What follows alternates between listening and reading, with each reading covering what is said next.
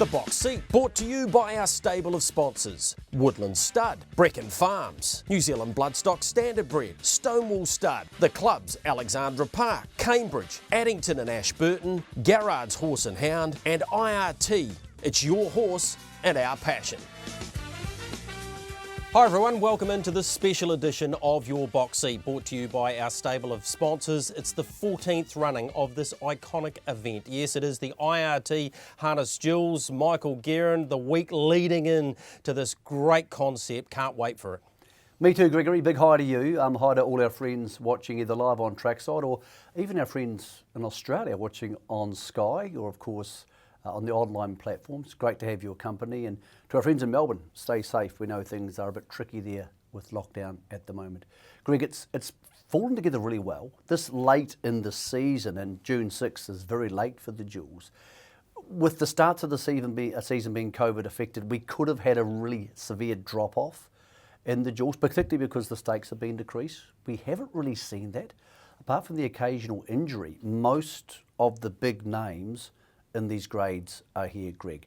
But the draws gods have helped us out, Gregory. Some of the draws this week have made it far more spicy and given us a lot more to talk about and put a lot more impetus on those interviews we've been out busy getting for our punting friends at home. Yeah, they sure have, Michael. More about the draws shortly, but let's get into the key info that you need to know about this year's IRT Harness Jewels. 9 Group 1 races, all at 100,000. The first of those at 12.17. Our friends from the Tab have come up with $10,000 guaranteed first fours for each race, $50,000 terminating picks, 6 races 4 through 9. News from the club, David Branch informed me that all of the owners' tickets have all been sent out by email. And what about the Cambridge Jockey Club getting in behind things on Wednesday, the 2nd of June? They race and they have a set of Harness Jewels colours in each race. And if any of those run first, second or third, 4,000, 2,000, 1,000 goes to the connection, split between the trainers and, of course, the owners. So great to have the local jockey club on the new synthetic track getting in behind that. Mentioned the barrier draws, had the opportunity to go and be part of that on Friday out of HRNZ. Here's some key information about how the draws are done.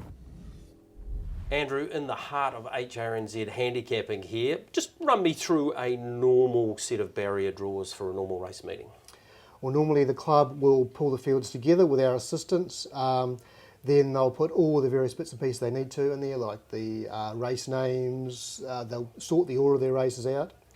Then once the club is happy that everything as it needs to be, they've got a raft of checks that they can do with the horses that may or may not be there. They'll send the fields to us to check. I'll get an alert. And then at that stage we might do some final checking before we do the barrier draws. And then when the barrier draws are done, we print them out and have a good look through to make sure every horse is in the right race. There's no issues, and just little things like the race details and everything is spot on. So a lot of troubleshooting, but that's good because you can go back and forward with the clubs, and then hopefully the product that you send out is good and right and there's no issues with it. The IRT Harness Jewels set of draws are always pretty highly anticipated. Does it still excite the people around the office here? Oh, it does, very much so. There has been a definite buzz about the place this week. A lot of credit has to go to young Cameron in the registration section this week. The way he's gone about helping get the feedback from the trainers with the confirmations of the jewels has made life easier for people like myself and the club. And it's great that we're at the stage now, just before 12 o'clock on Friday the 28th, that we're all set to go. And yeah, there's thankfully no dramas. Basically, it's as simple as this. Someone's going to press the button and you're actually going to allow me to do that this time. That somebody is you, Greg. Yep. Yep, it's the same process we go through for every race meeting. The only possible exception is when we have a situation where we have to do a manual draw. Yep. But we also have random number generators to do that, and we've got an approval system we have to go through that. But for all intents and purposes, every normal race meeting, we go through this process that you're about to undertake. All right, well, let's get to it. Shall we? Okay. Are we happy with that? Yep. Draws are being done. Okay, just hit the tick on there. Hit that. The blue tick at the top. Yep. Yep, do that. So the draws are being done. As we It's generating the report, yep. So there you have it, Michael. If you've got a good draw, I had something to do with it. If you've got a bad draw, I had absolutely nothing to do with it. And there is the key information around Cambridge, where the winners have come from. Surprisingly, more winners from the second line than most people would expect for the Jewels at Cambridge. In saying that, age group racing does tend to lend to dominant type horses. For example, Better Twist may well be a dominant 3-year-old filly, and she's got barrier 8, doesn't mean she can't win. So for me though, Greg, the key factor this week is trying to find leaders and trailers in most of the races, because they'll go so quick. And at Cambridge, it's so hard to come wide. Doesn't mean there won't be winners from the second line. There's absolutely bound to be one or two. But Greg, over a very long period of time at Cambridge, lead trail is where you want to be. And that's the most important this week in the 3-year-old boys race, with some very big news coming out about that tactically. We'll get to that the second half of the show. Right, let's get straight into it. In racebook order, starting with the Woodlands 4-year-old Diamond, and the market looks like this. Pearl Harbour now in the training establishment of Barry Purdon and Scott Phelan, $12 the price for her. Need You Now, $2.30. Amazing Dream, the one draw they didn't want, Michael, $1.85 for the classy 4-year-old mare. And Plutonium Lady, a bit cruelled as well at $12. Everybody knows, Greg, the best horse in the race is the Auckland Cup winner, Amazing Dream. Absolutely no doubts about that. One on the second line means have to pull back. She won't punch through behind Pearl Harbour. If she does, she'll be punching through to get off the marker pegs. Either way, best case scenario, she's second half of the field early as Need You Now runs to the front. Exactly the same scenario happened November 10th at Addington in the Neville R Fillies final, which was brought forward to November. We saw Need You Now in front, Amazing Dream last early, and Pearl Harbour in the trail. That exact same scenario could happen here, Greg. On that occasion, Amazing Dream outstayed them. I think she will do so again, but it's harder to do at Cambridge. It was 1980 that day. It's 1,609 metres on Sunday.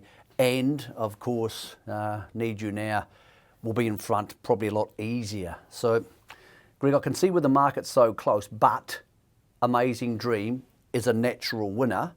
Need You Now has barely won a race this season. Let's hear from a couple of those key chances in the 4-year-old Diamond. I guess you'll be going forward. If you lead, can you beat Amazing Dream?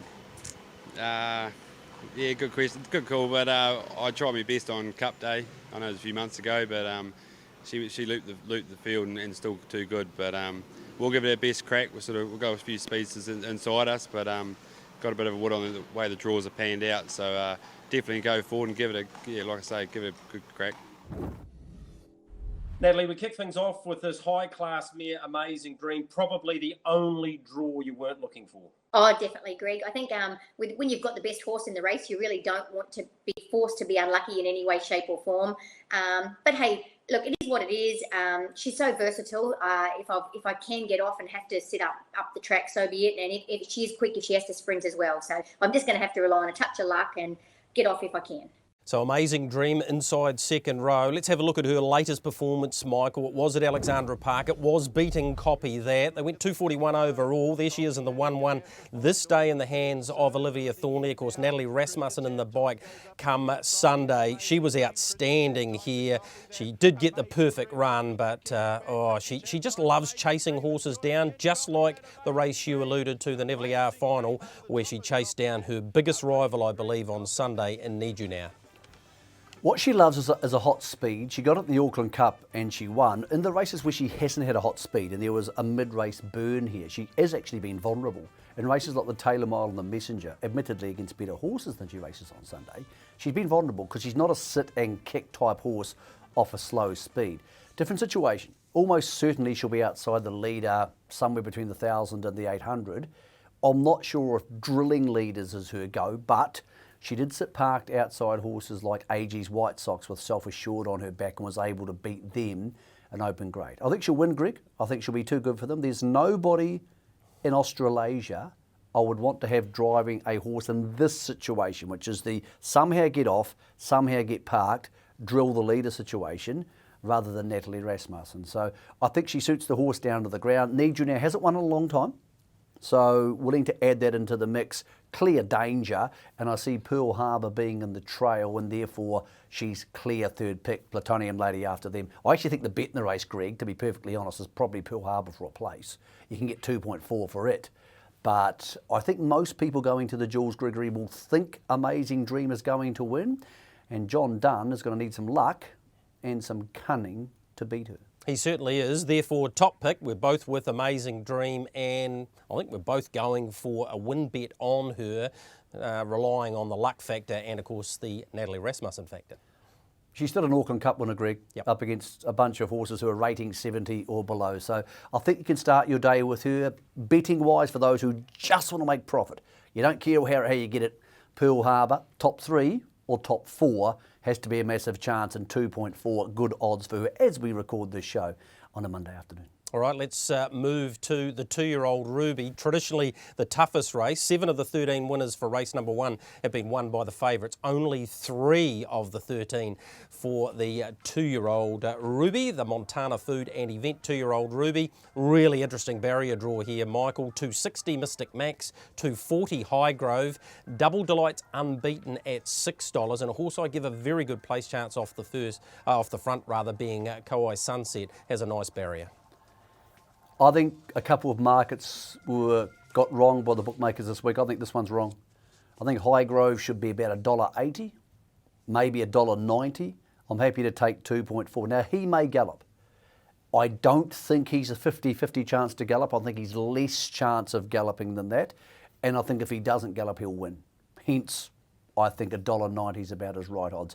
Not anything against Mystic Max, he's been good, but he actually hasn't run away from his opposition the 2 times he's won. He's been okay. But Highgrove's a better horse than him. And I think Highgrove is clear top pick. He's one of the few horses at Jewels Day who is backable straight out, Gregory. I think he'll win because when in the past he has galloped, he's looked to come down trotting. He wants to trot. He doesn't want to gallop. I think he's an outstanding bet in this race because, Greg, you'll probably know early. All right, let's hear from the key contenders in the 2-year-old Ruby. Mark, he's a trotter on the rise. Yeah, he's a nice horse, Greg. He's normally got good manners and he definitely won't be out of it in this race. Are you expecting from that handy barrier draw he'll have enough early speed to put himself right there? Yeah, he's got off the gate, he'll roll forward and, I don't think he can beat Blair's or Johnny's one and probably Hurley's, but yeah, if things go his way, he's definite upset place chance. Well, I bet he's really impressed you. Yeah, he's gone from strength to strength, Greg, from, the first outing he had at the trials to his few race day starts. And, he seems a real nice sort of staying type and his gait's just not quite 100, but, he's getting there on ability. Beautiful draw for him. Won't be going back on picking. No, not from there, mate. But he's one of those trotters, you just got to let him find his rhythm early and, see what happens. But obviously, Johnny Dunn's runner, if it trots, it's going to be hard to beat. But I know my guy will enjoy the tempo that Johnny will make it. How confident are you, John, that Highgrove will trot all the way, most importantly, on Sunday? You always got to be confident going to a race like that. So, very confident. He's travelled up great, and I think it's just more going through. The horses tripped him up a wee bit last time out where he is. He's got a wee bit more time and sort of balance him up. So, I'm confident. Is it a case where you get through the first 300 metres and then you start to think about pushing the button? Yeah, we'll just mainly get around that first bend, really. Just you haven't got much of a run at that first bend, so get around that, and then hopefully we'll still trot and I'll push the button. Any concerns about going to a smaller track after racing on the big tracks down home? I train him at home around a small enough track a few times, get him used to it, and he sort of cops that pretty good, so he should be fine. Tony, in the past, the northern lead-up trotting races haven't been as strong as the southern ones. Do you think that's the case here for Double Delight as well? I think if a horse like Highgrove does everything right, he's very, very good. So it depends on him early, and Michael Purden's horse is a nice horse. But I'm probably as good as the rest, I think, around about. So she's drawn a little awkward too, but she's still on the learning curve. It's actually a bonus to be in the race because for where she's come from, it's been a big effort so far. Nat, she's yet to win a race, but she's actually gone some pretty good ones. Yeah, Greg, look, she's a little trier and she normally trots the whole way. I don't think the track will worry her at all. She's just a good little girl. Look, she's not the best of them, and it's very hard for the little fillies racing the colts. But, she'll run a good race. She's very honest. She tries hard. But, look, at best, she's probably in 4 chance. All right, a great selection of the participants in race number 2. Let's go back and have a look at Mystic Max winning the Sire Stakes. That's him coming 4 wide round the bend. He was excellent here. Mr. Loves to his inside. Alaria Sand was just okay, I thought. And that's Kauai Sunset wider out, making up some good ground. Just didn't cop the bend as well as what Mark Jones would have liked. But I give him a decent top 4 chance, Michael, because of his barrier draw. So Mystic Max, he's done it in front and he's done it from a 3 back of the outside type run. So he's versatile, but I think we all know, and listening to the drivers there, most of them suggesting if Highgrove trots all the way, he probably should win. Well, the last time they both trotted all the way in a race, Greg, one of them beat the other one by about 30 metres. Mystic Max galloped out of the gate then, but he didn't lose too much. Highgrove will win this if he trots all the way, and I think he's almost good enough to win sitting parked. I'm happy to take the money down to about 2.1, so you're getting a percentage spoil for your money. If he does gallop, Mystic Max, clear top pick. There may even be a situation where if Highgrove gets down to $1.90, Mystic Max gets out the $3.50 and you can back them both, Greg, if you're that way inclined in a 2-year-old trotting race. I agree with you, Kauai Sunset has to have a chance because it actually had no luck last time. Started behind a horse who was really slow out of the gates and just got pushed way out the arse of the field. And Mr. Love, I spoke to Greg Hope, he's really confident that the horse, who's had issues all season, is over those. And he said, look, we wouldn't have kept going unless we thought we were a chance. He was really good in the Addington race. Looks a race in 2 for mine if they both keep their feet. But what's the bet? Just Highgrove. Yep. It's hard to back on a horse galloping and thinking it's going to gallop. I don't think he'll gallop. At Addington last time, a horse checked him in the score up, he came down trotting. He actually galloped at the start, came down trotting. He was actually jogging in behind them when he galloped again late. I think he wants to trot, and I think the wide barrier draw helps him. All right, well, I'm going to place my wedge, if you like, suggested anyway, on the top 4 place for Kauai Sunset, and if you want to go top 3. By the way, those top 4, because of Auckland having the same JetBet code on Friday night to Sunday, won't be available to Saturday morning. Let's move on to race number 3, the Dunstan Horse Feeds 3-year-old Diamond. Here is the market for it. Favouritism with Better Twist. She's clearly the top pick amongst the 3-year-old ladies. 155 from gate number 8. La Rosa has the draw at 340. Often Gone's been back, Michael, went to $7. Well, I think Often Gone's actually been back for a place, Gregory, but the bookies can't turn off the place dividend and not change the win dividend. So basically, she's ended up coming in for the win tote, even though I don't think they've taken any real money on her. She's the horse who's beautifully drawn. Here's what everybody, you at home, thinks going to happen. La Rosa, if she behaves herself, gets across, Often Gone sits in the trail, Nellie Rasmussen keeps going forward on Better Twist, and then she has to drill La Rosa. She sits off La Rosa, Greg, she's beatable. So that's the key to the race. That's everybody thinks it's going to pan out. Pid's Often Gone in a great place chance spot, and therefore top 3. The question is, Gregory, I think we need to know is, can La Rosa hold off Better Twist in a mile around Cambridge, which is probably her best chance to do it. You need to have a listen to these comments then, Michael. These are key when it comes to the 3-year-old Diamond. Natalie, she's been the benchmark all season, multiple Group 1 winner. The one draw, barrier 8, that you maybe didn't want, although will it matter? Greg, look, I think it's La Rosa's race to lose, personally. I just thought her run in the Oaks was unbelievably good. She worked hard early. Then to run her last mile in 54 and change over the 2600. And this is a different kettle of fish around Cambridge. You know, I think she'll lead and she'll scoot around there. I can see us going 51 or 52, to be honest with you. So what am I going to have to do up the track? So, look, I do have faith in Twist, and I know if it comes down to the battle of the survival of the fittest, that last 50, I know she'll always win. But am I going to get close enough to make it that? So, look, I give her a chance, but I do think La Rosa's got the right trainer, the right driver, and she's in a great place, so I think she'll be very hard. Well, you wanted a good draw, and that's exactly what you got. Yeah, can't ask for anything more, Greg. We drew inside the island's the main thing, and close enough to the markers. We shouldn't have said too much early, so we get our chance. All right. She is clearly better when she's in front. What do you think she's capable of running around Cambridge?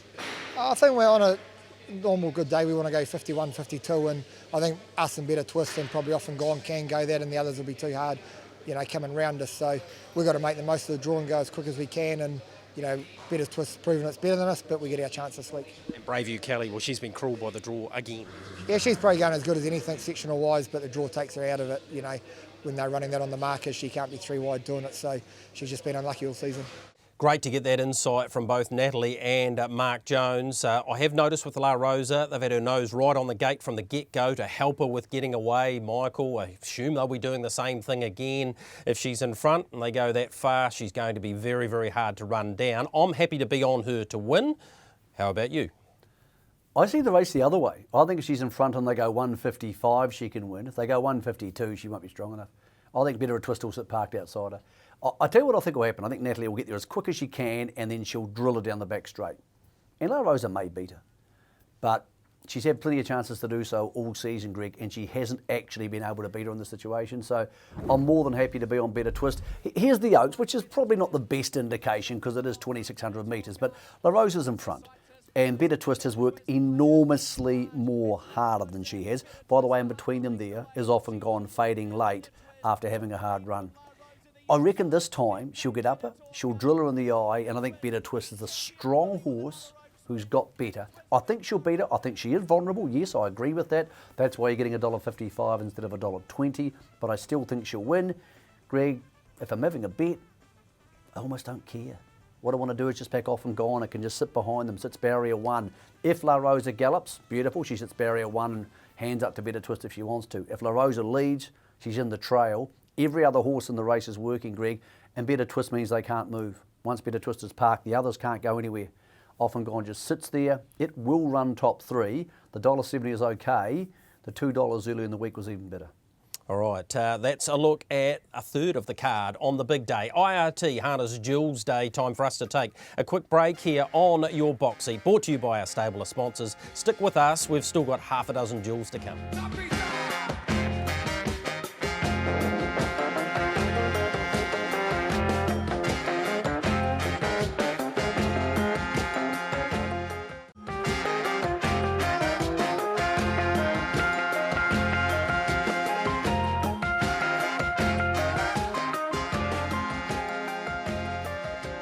Welcome back into Your Box Seat. Of course, the IRT Harness Jewels special it is. Let's move on to the 2-year-old Diamond. Market looks like this. This is with Hardwood Breeding Syndicate, and a favouritism here with True Fantasy. Michael, look, she's been the dominant filly. Yes, she got beaten last time. It wasn't by much, and she has a barrier draw to operate from here.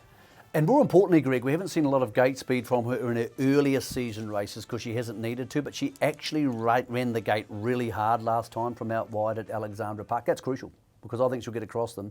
I think her stablemate, A Better You, is beautifully drawn to actually get across Mickey Montana from the inside. They'll be trying to hold with Mickey Montana, but there's no guarantees they can.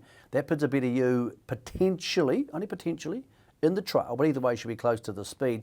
Suntan, their stablemate, had an issue this week. Hayden Cullen was tipped out on track work on Sunday. The horse lost some skin. They told the stewards that was able to work properly, no soreness on Monday, should be fine to go. She has a chance too, but the barrier draws, Greg. I think the 3's close to a good thing, and I think the 2 has emerged as the big danger. Go back 3 or 4 runs, A Better You, very quick off the gate from the inside. This could be a lead trail scenario. Yeah, it certainly could be. So let's hear from Natalie Rasmussen talking us through the Rolleston Base's chances. Well, you could argue she was unlucky not to have won last time. She did a power of work from a way worse draw than she's got on Sunday. Yeah, Greg, and all reports up there, they're very happy. Mark flew up with Hayden on Friday, and they hobbled Saturday, and Mark was very, very happy with her, give her a good sharp run up. He said she's in a great place, so she's got the good draw. She has got gate speed, and I won't be unlucky, that's for sure. I can probably see me being in front for a hell of a long way, and I think the winner will be beating her. What about A Better You and Suntan from the Rolleston Base? Both racing really well? Oh, very good. Yeah, I think A Better You will be improved. I think she'll be given an opportunity to be driven probably a little bit quieter. And I think she is fast. She showed that her last start when Olivia drove her in Auckland. I think she's actually a very good little filly too. She would be a big danger if she happened to be close enough. And Suntan, you can't put anything against her. She's performed super. So it just depends on where she ends up in the run. I can see her nearly having to be parked. So a great insight there from Natalie Rasmussen. Let's have a look at True Fantasy and her winning here, Michael, coming from the outside second row, over 1,700 at Alexandra Park. It is incredibly hard to do this and do it at this sort of level. She was superb. Now, the horse outside the leaders, so 3 wide, is Suntown. She was also very good, as was Montana Glory between them. But here's the key factor. For the first time in ages, True Fantasy gets a good barrier draw. And she's got the gate speed to use it. I do not see any scenario, Greg, where she's not in front. And therefore, she almost certainly wins. Interested in the start, Natalie's comments there, a bit of you potentially being driven quietly. I'm not sure that's the way to go. I think if they push the button, they're at least 50-50 getting across Mickey Montana. Montana Glory's been a really good horse, really, really progressive, tries really hard, no luck last time. She's clearly in the mix. And Suntan, as I said, little incident this week, bit of skin off, nothing major. They expect her to be fine, but she's got the worst draw, Greg, of most of the favoured runners. With that clump in there, incredibly difficult to pick anything else, Greg, but I do think True Fantasy, and a horse we'll talk about a little bit later on, who's its stablemate, will be many people's multi-makers and the ones the bookies are yelling against. All right, so clear top pick for both of us, True Fantasy. What about the bet? I'm loath to tip people $1.35 chances. I realise there's not much you can do about the odds, but I do think the 2-3 Quinnella's great, because if they lead trail, that will be the Quinella. Yep. If they don't lead trail, I still think True Fantasy wins, and a bit of you's got at least as good a chance as everything else in the race. So for me, I don't tend to be a big Quinella punter, but there's fixed odds Quinellas now, punters. 2 and 3. For me, happy enough to go the exacta 3 and 2. Yeah, I'm happy to go straight out on True Fantasy, and it is the first leg of that $50,000 terminating pick 6. Make sure you get involved in that. Second leg is the Mitre 10 3-year-old Ruby. Let's have a look at the market for that. Salvo from the inside at 26s. Regular tyre, like it each way, particularly for a place, $7. Out of my way, the Harness Million Jewel winner at $6. Leaf Strides out to 8. 9s for Time Up the Hill, she's been great. And 5 Wise Men has been favourite for this for a while, Michael, and he remains at $1.75. Like a lot of our best horse in the race horses we have on Sunday, gets one of the worst draws, and this is a big problem for him because there's a lot of gate speed. 3-year-old trotting races, usually, who cares where you draw? Matters this week. Every horse inside him, Greg, can leave the gate fast. So he faces the potential of maybe getting 3 or 4 wide cover into the first bend, but he's not going to cross them in a heartbeat, even though John Dunn thinks he's got gate speed. We'll hear from him in a second. I see him having to work. Do I think he can work and win? Yes. Do I think he's an odds-on chance working and winning? Probably no. The one thing I would say, Greg, I just can't find a horse to beat him. When I go through them, I go Left Stride, no. I go Time at the Hill, maybe. I'm wishy-washy over the others. They've all got something about them I don't like, whereas the only thing I don't like about 5 Wise Men is the draw. Yeah, he's the horse that has barrier 7, the only barrier at Cambridge where a winner hasn't come from. Don't let that put you off. Here's the key contenders and their thoughts. Natalie's really hit form at the right time, very close up behind Out of My Way last time, and has a good draw and very good early speed. Yeah, that's right, Greg. I was very impressed with him last start. I thought he'd lifted a lot from his previous starts, and I'm sure he'd be better again. You know, he just took a bit longer to get fitter, and that after he got gelded, time to come back. But I think he's drawn well. I don't want to be unlucky. If I happen to find the top, you know, I'd be pretty happy to hold it, I think, and make it a race. But I think, though, you know, in saying that, the opposition's good as well. But, yeah, I'm quietly confident with him that he'll be a grade in 3 chance. Well, he's back in form in the Harness Million, then he got it wrong here last Friday. Yeah, he's a big awkward horse, Greg, and, you know, he's got a massive frame on him, and, you know, Paul's done a great job with him from 2 to 3, and, you know, his win in that Harness Million was nice, and, you know, he's pretty adaptable. He can be a bit awkward too at times, but, you know, he's got a nice barrier to work with, and his gate speed's getting better, so, you know, he'll be in with a chance. Well, you've been telling us he's got gate speed. Do we see 5 Wise Men's gate speed on Sunday? Don't know, it just depends how it all pans out early, but you're going to have to go forward anyway. You're sort of like a horse like him, you can't afford to go back. So, but we've got a few speedsters inside us as well, so you can't really rush into that. No point rushing into that first bend, so you just get around that quietly. His last start winning the Northern Derby, he looked like he was getting to the back end of a campaign. He wasn't at his absolute best. What's the reports on how he's bounced back out of that, John? No, it wasn't so much that. I think there was more left. I just couldn't steer him. He's sort of the week before prior when he sat outside them and did it, or sat in the 1-1 and did it nice. He was really good. And then in front, I was sort of working at him the whole way to sort of keep him down the track. So yeah, back to the way he's sort of used to going. and no, he's freshening up really good. Craig couldn't be happy. Amy couldn't be happy with him.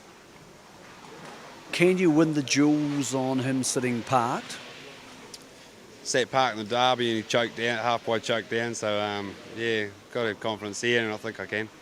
Yeah, he's got extreme confidence in this horse. That was on Friday night, the interview. Here's the trial at Cambridge on Saturday. Against predominantly pacers, unfortunately Mexicana galloping in the background there.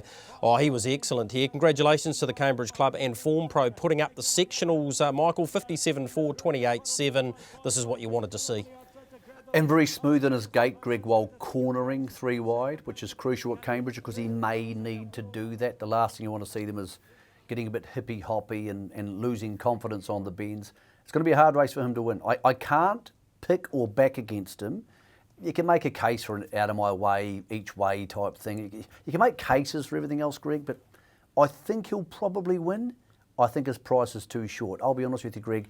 This is a race of the day I'm not going to get involved in, but I would like to see him go out and put the crown on his season. Yeah, he certainly had an outstanding season. $1.75, so the win bet there for Michael Guerin. I'm happy to be with Regal Attire a place. Gets off the gate good, should get an economical trip. And you've heard from Michael throughout the show. Lead trail scenarios here at Cambridge at any race meeting, let alone a Jewels, is a great spot to be.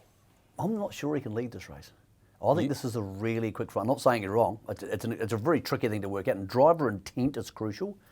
Man, this is a fast run. Yeah, I just think he can get across Salvo at the start, and if he can, and he's there, Natalie Rasmussen. Move faster, Metro and Leaf Stride. I would suggest this is the fastest front line of 3-year-old trotters I've ever seen in this country, which is a bit like being the tallest of the 7 dwarfs. It's not that big a compliment, but it's still true. All right, well, we'll stick with that truth and move on to our next, and we do move to the 6th on the program, the first leg of the late quaddie it will be. It is the Macmillan Equine Feeds 2-year-old Emerald, and the market looks like this. Akuta, 130 into 125. He won both the Harness Million and, of course, the Sires Stakes Cosmic Major, out to $5. They're the only 2 in the market here, Michael, and from their draws, they look like they'll pretty much dominate again. Well, Greg, I think everybody saw the races at Addington, and if you didn't see the races at Addington recently, you're probably watching the wrong show right now, to be completely honest. And when you watch those, Akuta was Lazarus-like. Now, Akuta's not going to end up being Lazarus. Man, he was good. He just sat parked and won, and at the top of the straight, he just spanked them. Now, Cosmic Major is as good as the rest of them by as much as Akuta's better than Cosmic Major. But these 2-year-olds, when they get in the zone, Greg, we've all seen it. The people watching at home have seen it. They know what it's like. He'll just turn up and win. Unless he underperforms. He gets a virus, which he hasn't got. I spoke to Hayden Cullen today. Teams travel well. Everyone's happy. Everybody's eating. They came up nice and early. Things can happen between now and Sunday. But unless something happens, he'll win. Cosmic Major, probably just as dominantly second. So what do we go shopping for? 3rds and 4ths. Don't forget you can bet top 4 with the tab from Saturday. Major Perry, really good chance. I think Franco Mac is a horse who I don't really like that much, but driven quiet last time, his sectionals were very, very quick. If he can cuddle up somewhere close to the speed, doesn't have to get across them because I think the 2 will cross them.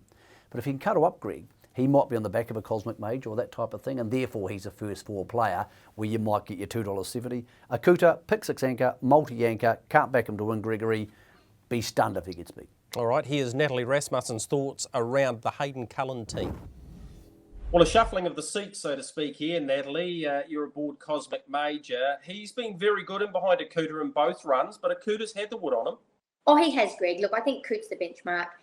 He's probably he's too quick for him and he's too strong for them. So, and he's got a ton of gate speed to go with it. So, Akuta's just got he ticks all the boxes.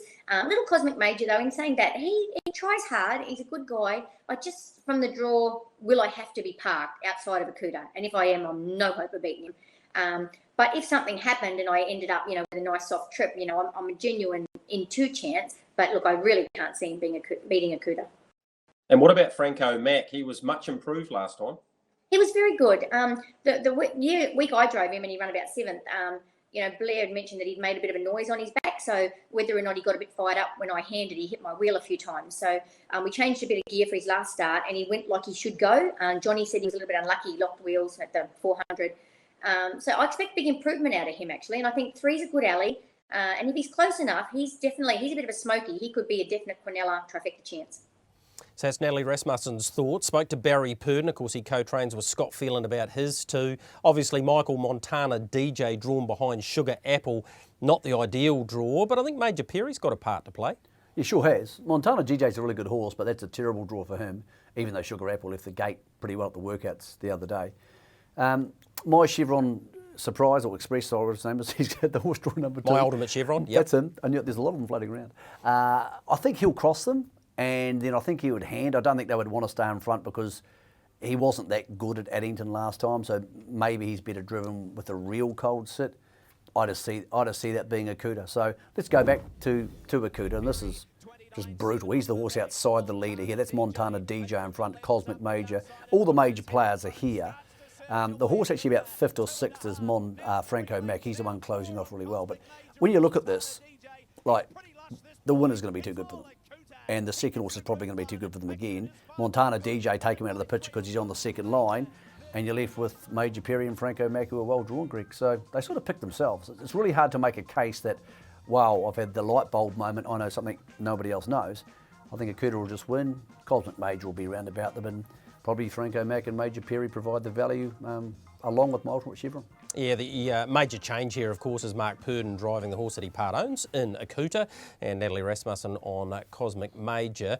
What about the top tip of the race? I don't even have to ask you that, Michael. We know what that is, but how do you make some money on this race? I reckon you've got to try and find a place bet somewhere, but I don't take a lot of trifectas, Greg, but for what it's worth. I think if you take Akuta to win, because I think he'll win, and you could mix it up a little bit, maybe take the 2, the 3, the 4 and the 6 around it, just for your trifectas. Cost you $12. You just hope that one of those roughies gets in there, or both the roughies get in there and Cosmic Major's unplaced. I was trying to be a bit different with that, Greg, because I think the $1.25 chance is probably immoral. How did you see it? Yeah, look, I just play it exactly the same way as it's rolled in the Harness Million, and of course the size stakes, the same Quinella. Now they'll have fixed odds Quinellas, so you'll know what you're going to get. Take the short odds. I'm absolutely with you. They're the best two, Akuta and Cosmic Major, and they'll run 1, 2, and probably in that order. In fact, you can take a fixed exactor if you like, Michael, because that option's available to you as well. That is 2/3 of the IRT Harness Jewel preview done and dusted. We have 3 cracking contests to complete the preview. Take a short break. When we come back, we'll have a look at those 3 very good races.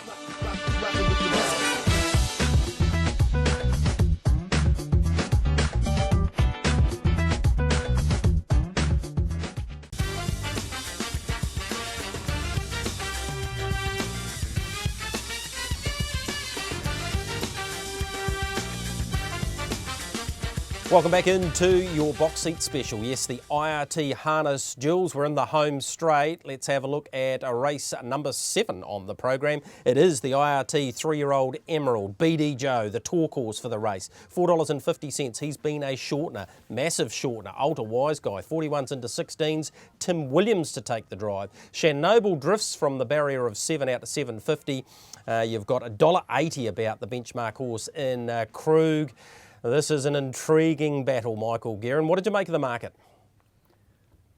I made of the market a different thing than I made of the market on Friday, Greg. When I thought BD Joe was going to lead this race, and I thought that Krug would sit behind him, I thought it was a $1.30 chance. I thought he was a stinking moral. The indications are coming out, so the news will be out on HRNZ and also the New Zealand Herald tomorrow. The Telfer team have said, total transparency here. We've had a team talk. We've tried a few different things.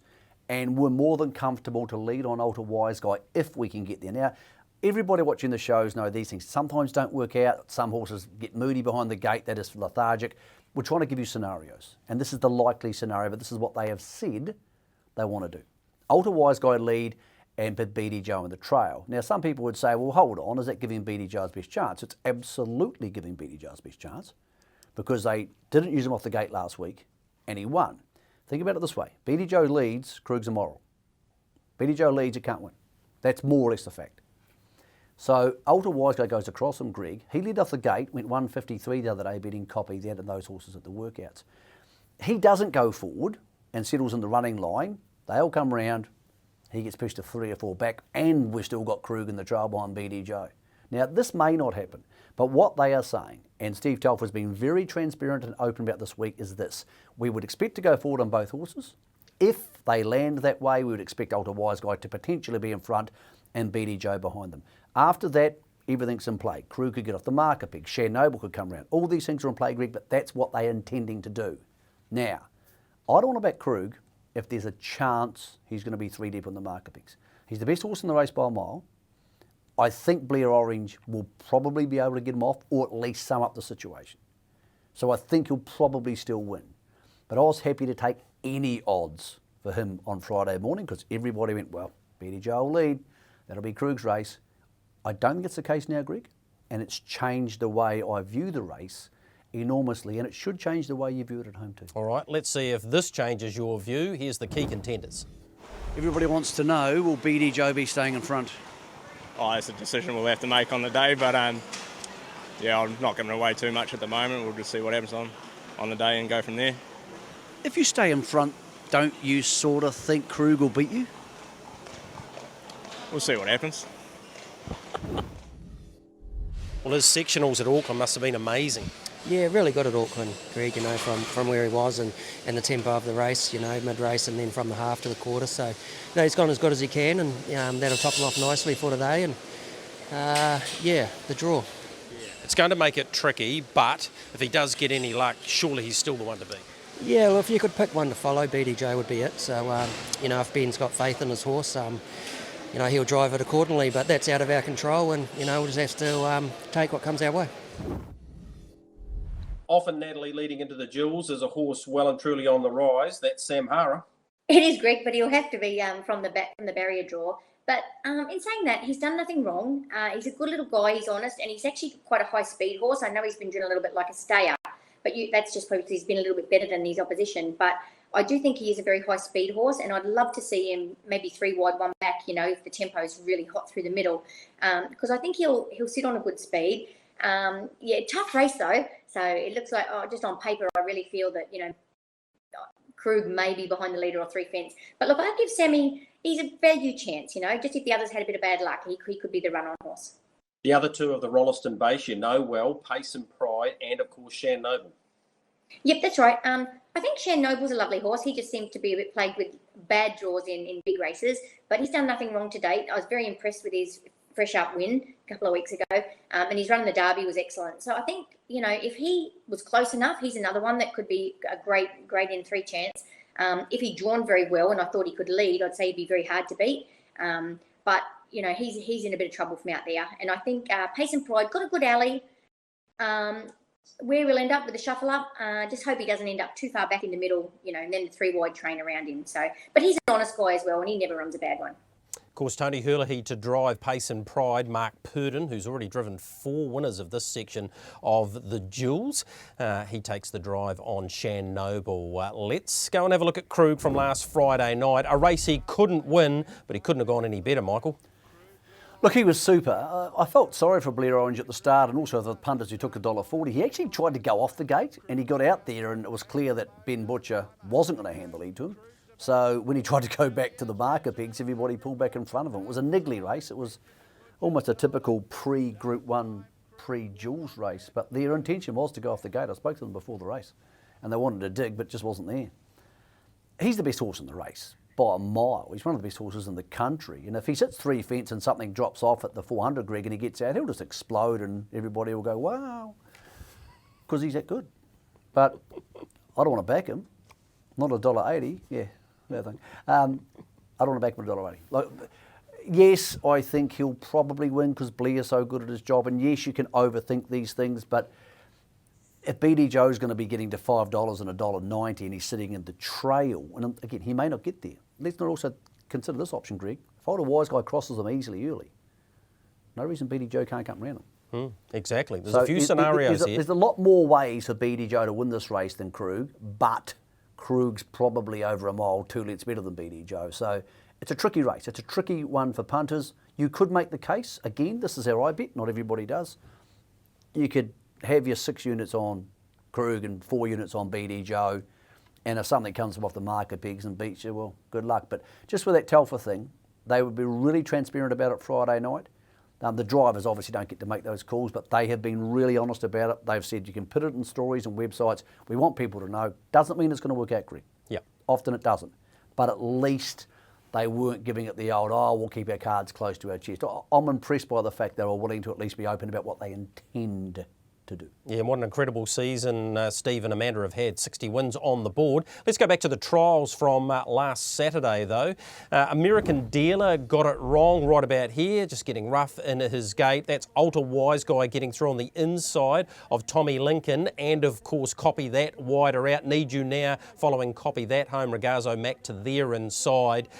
He was very good, Ultra Wise Guy, but just for mine, Michael, it's a massive step up. I expect pressure to come from potentially Pace and Pride, definitely Shan Noble, a couple of others might move in the race too. It is a hard track to come around and work and get outside the leader.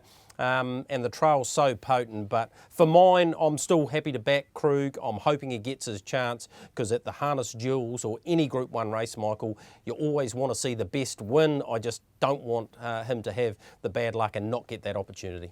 Yeah, look, and I think what we want in life, Greg's largely irrelevant when you're having a punt. I totally agree with you. I hope Krug sort of wins, but, you know, I'll be happy to see BD Joe win. So what's the bet for you? BD Joe's a better bet. Yep. He's a better bet because he's paying a lot more. Krug, you get 80 cents on the dollar profit margin.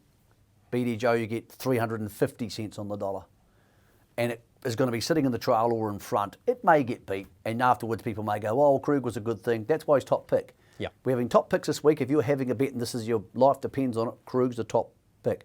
But financially, BD Joe makes a lot more sense. All right, let's move on from the 7th on the program to race number 8. This is an excellent example of the 4-year-old trotters. It is the Garrard's Horse and Hound 4-year-old Ruby. Great supporters of the show, of course. Muscle Mountain's been a mover, 170 into 160. Bolt for Brilliance has moved as well off the back of that sensational run on Friday night. American Pride has the barrier draw, and Midnight Dash is another to have moved in just slightly, Michael, but he's racing in great form.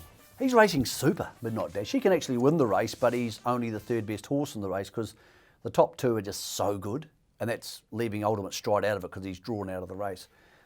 Muscle Mountain's a very good horse. I went back through every start he had this season to watch them all again to remind myself how good he is. I didn't even go drinking on Saturday night, Greg. I just stayed home and watched videos. I felt terrible afterwards. But long story short, I'm glad I did it. Man, he's a wicked horse. Whew. I think he'll roll forward. I think Midnight Dash is a chance to get the lead, and he would hand to him. And if American Pride holds up, I think Muscle Mountain wins it parked outside him. If there's pressure in that regard and Muscle Mountain doesn't roll to the front, then Bolt for Brilliance comes into play because he was so good, and we know how good he is. And Tony Hurley's relatively confident from 2 on the second line. He'll get some sort of drag into the race, but he may have to sit parked. I just think Muscle Mountain will run to the front, Greg, and win. Horses travelled well. The Hope horses went from Canterbury to Dannyburg. They were out of Canterbury before the bad weather, stayed there Sunday night, travelled to Lutchins Monday.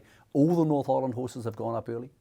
Yep. I think Midnight Dash is a horse who's a really good place chance, and I think there's other really good horses in the race, but they're up against 2 of the best 3 trotters in the country, Greg. Yep. The best trotters in the country are Muscle Mountain, obviously Bolt for Brilliance, and Sunday Sun's up here.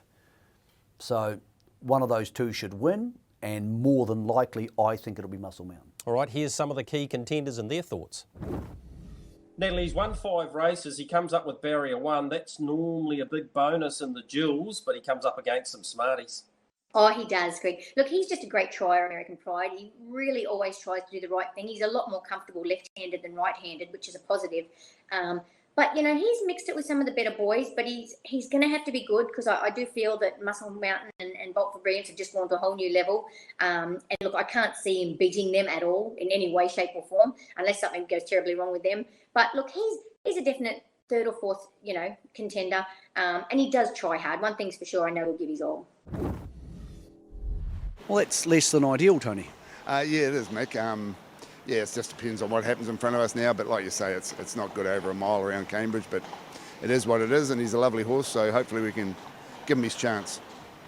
Perhaps, or maybe definitely made worse by the fact that Muscle Mountain looks like he can roll forward and get a fair way in front of you.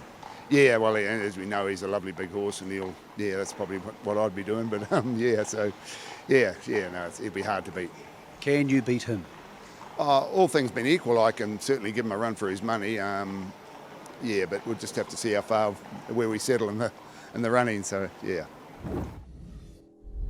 Landover loves racing in good form.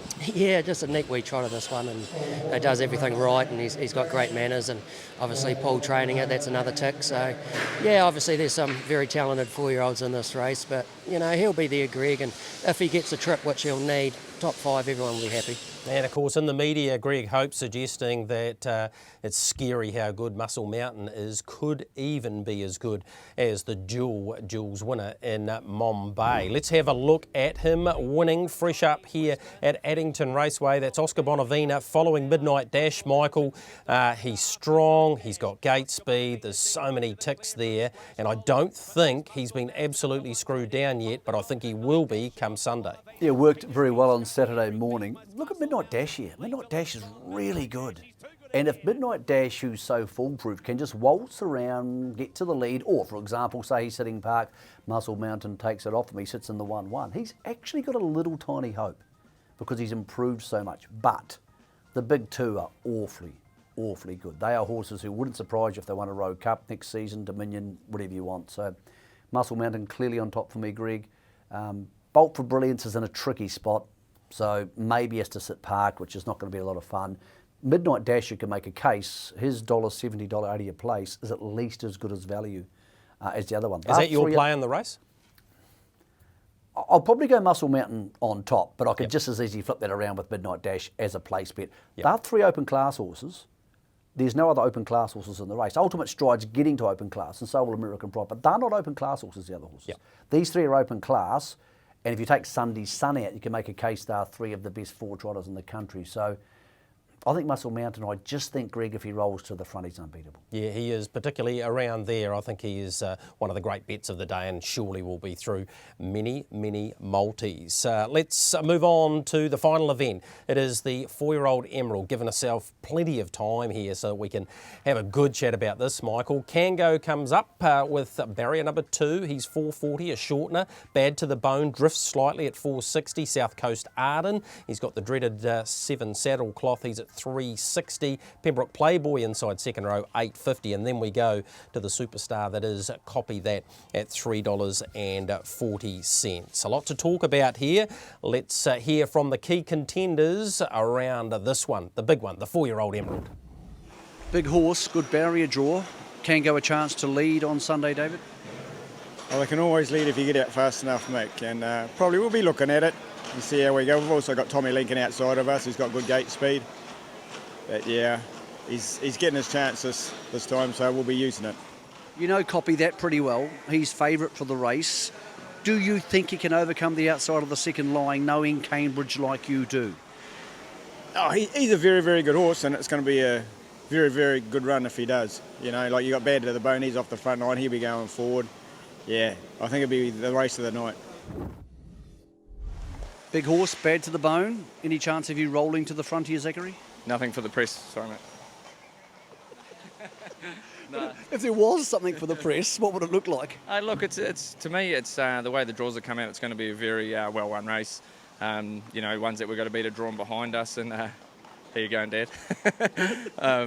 Yeah, they're drawn behind us, so Copy That. He was always going to be tough to beat if he drew inside, so now it opens up a whole can of worms and how that race is going to go. There's a bit of gate speed inside of him, so look, who knows what's going to happen. I'm not saying anything.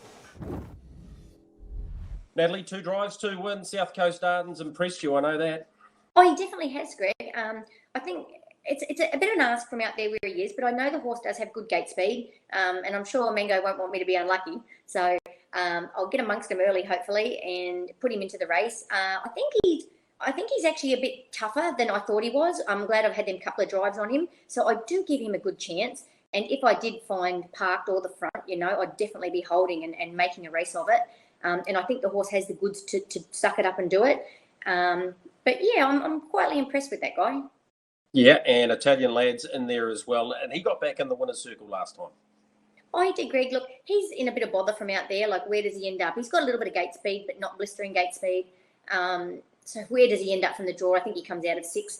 But, you know, you go back, you're a long way back. You go forward, you're wide for a long way. Hopefully he can just tuck in somewhere. And he'll definitely run on because he is fast. And if the tempo's hot, he is a good run-on chance. But just where he ends up from the draw. Well, Morris, what are you going to do from back there? Yeah, probably not ideal, but yeah, it is what it is, and we're just going to go from there and see what happens. But oh yeah, you never know how the race is going to be run, and you just hope that they go along a bit, and it might work out all right. Is it a case of more likely sitting in and waiting like a Sir Lincoln type drive than a rushing around them to get parked in a race, Morris, which looks to have quite a few good stayers already on the speed? Yeah, it's just a matter of how fast they're going really, and how good we're going. So we'll just have to see what happens on the day. But yeah, we're still in with the fight. We're not beat yet. Do you think he can win this from that barrier? It'll be hard, but he could. If Morris McKendry thinks he can, Michael, we should heed those words for the CivTech 4-year-old Emerald. What a way to finish IRT Jewels Day. Oh, it's sexy, Greg. I'm looking forward to it. It'll be cold by then, but it'll be fun. Bad to the Bone's the key to the race, because Bad to the Bone hasn't shown any gate speed since he's come home. Now, I reckon Kango probably leads early. Tommy Lee can get involved, steal the show. But if Bad to the Bone goes forward, there's potential a Kango hands to him. More importantly, if Bad to the Bone stays in front of South Coast Arden struggles to get there. That's the tricky part to the race. South Coast Arden gets outside them, Greg. Natalie might even press on and get the lead. It's possible. So that's the key. Bad to the Bone's the key, because I think most horses would hand the park to him. Would he hand it? The reason I'm talking about that, if there's a 3-wide train with a good horse in it, South Coast Arden, then there's the possibility Copy That comes and sits 3 wide, 3 back, 3 wide, 2 back. He could win doing that. Almost all his winning form's been on the pace. Almost all his winning form's been up against the mark of X. This is not what he does for a job. But when he's been forced to come wide or sit parked, Auckland Cup, fantastic. Coming wide, really good in some earlier races this year. He can still win. But that 3-wide train, Greg, is crucial. Put him one spot too far back, he can't win. Put Bad to the Bone in front, can go in the trail, or South Coast Arden can go in the trail. Totally different race, Greg. So much depends here on what Bad to the Bone is able to do at the start and the respect shown around him, and also what that means to South Coast Arden. Great, great race. Should be a lot of fun. I'm going with Copy That because he's the best horse in the race, Greg, and I don't know he's not going to get that run. But if you back him, be aware of this. At the 800, you could be thinking to yourself, put the jug on, Mary, we're screwed. I'm in a power of pain here. All right, so Copy That. What about for the bet? Are you happy to be on him? I pretty much am, only because 340's enough. Yep. 340's giving him like a 28% chance of winning the race, and that's probably realistic. He might even have a 40% chance of winning the race, because he could also rush up and get parked if the wrong horse is there. But it's a tricky, tricky race. I don't think there's much value in the race, Greg, because the 4 who I think can win are all in the market. Pembroke Playboy's interesting. They're going to drive him for one run. He might be the miracle blowout horse. All right, I think Bad to the Bone top 3, probably on an each-way basis. Let's have a look at some of the Jewels bets, the bigger ones that have come through with the bookies. Big thanks to Matthew Peden there, Highgrove, 4,000 at 240, Regular Tyre, Beatty Joe, they've been back, Muscle Mountain and Bolt for Brilliance, both with some early money on, Copy That the same, and Kango, 2,000 at the $4.80. Look at our door contracting best bets of the week. Most people won't care what mine is. I'll go with Amazing Dream in the first though. Michael, you've come up with a multi, and you can come up with whatever you like because you're 12 on the bounce. Look, I could have tipped people $1.60 for Muscle Mountain, Greg. I don't want to tip people one which is too short. We've had a really good run. Let's roll the dice. I like a multi, and this is a multi. My rule for the bet's is this. Would I be comfortable having 1,000 on this? Yes. Yes, I would. Need You Now will run a place in the first. I think Often Gone will run a place in race 3. Akuta and True Fantasy, these are what these guys do for a job. They win big juvenile races. You couple those 4 up. 2 places, 2 win bets, $3.31. That's my Jewels gift to you. I hope it comes off to everybody having a bet or travelling there. Travel safe. Enjoy it. It's going to be a wonderful day, Greg. We're looking forward to being part of it for Jewels Day. And good luck to David Branch and his team at Cambridge. Yeah, I echo those sentiments. Thanks for your input tonight, Michael. Don't forget the TAB Trackside Preview, 10 a.m. on Wednesday morning. A whole lot more information for you there.